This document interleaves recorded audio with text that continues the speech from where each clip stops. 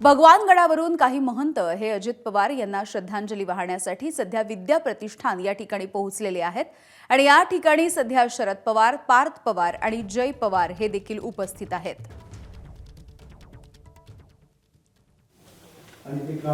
तर ज्या विद्या प्रतिष्ठानच्या परिसरामध्ये ज्या मैदानावरती अजित पवार यांना मुखाग्नी देण्यात आलेला होता त्याच विद्या प्रतिष्ठानमध्ये सध्या भगवानगडावरून आलेले काही महंत उपस्थित आहेत आणि अजित पवार यांना श्रद्धांजली वाहिली जाते। शरद पवार, पार्थ पवार आणि जय पवार या पवार कुटुंबियांची भेट देखील ते घेत आहेत आणि त्यांची सांत्वनपर भेट ही काहीशी आपण म्हणू शकतो।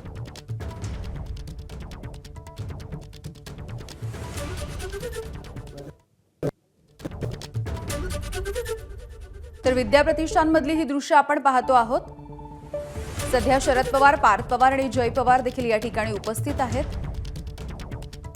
अजित पवार यांचं अपघाती निधन झाल्याच्या नंतर त्यांना श्रद्धांजली, आदरांजली वाहण्यासाठी भगवानगडावरून काही महंत या ठिकाणी पोहोचले आहेत।